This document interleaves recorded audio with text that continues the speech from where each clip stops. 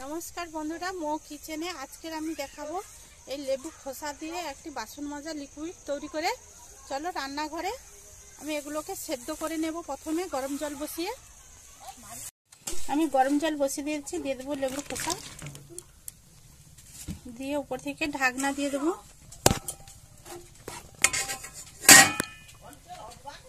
খোসাগুলো সেদ্ধ করে নিয়েছি, এরপরে তুলে ঠান্ডা করে নেব।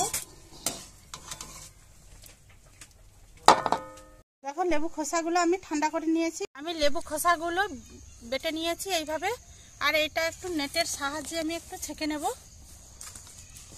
আর এখানে একটু জল দিয়ে দেবো, জল দিয়ে একটু তরলভাবে তৈরি করে নেব।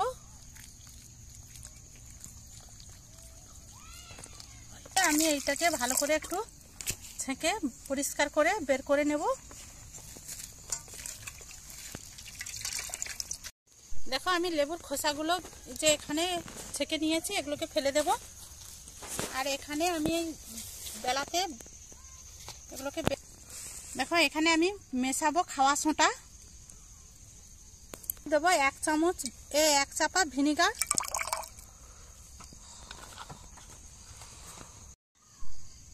দিয়ে দিচ্ছি সার্ফের গুঁড়ো 2 চামচ। আগে দিয়েছি 1 চামচ, আবার 1 চামচ আমি দিয়ে এটাকে ভালো করে একটু মিশিয়ে নেব। দেখো আমি সব রকম মিশিয়ে নিয়েছি, আর কালারটাও খুব সুন্দর হয়েছে। এরপরে এই বোতলে আমি ঢুকিয়ে রেখে দেব।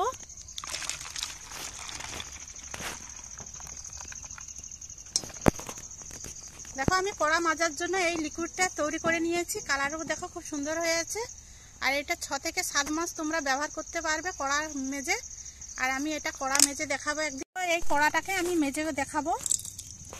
আমি এখানে লিকুইড দিয়ে দিয়েছি। এই কড়াটা দেখছো কালো হয়ে আছে, এটাকে আমি ভালো করে মেজে তোমাদেরকে দেখাবো কেমন।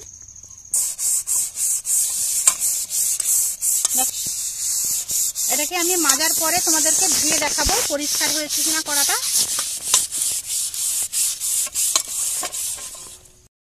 দেখো আমি কড়াটা ঘষার পরে এরপরে আমি জল দিয়ে ধুয়ে তোমাদের দেখাবো।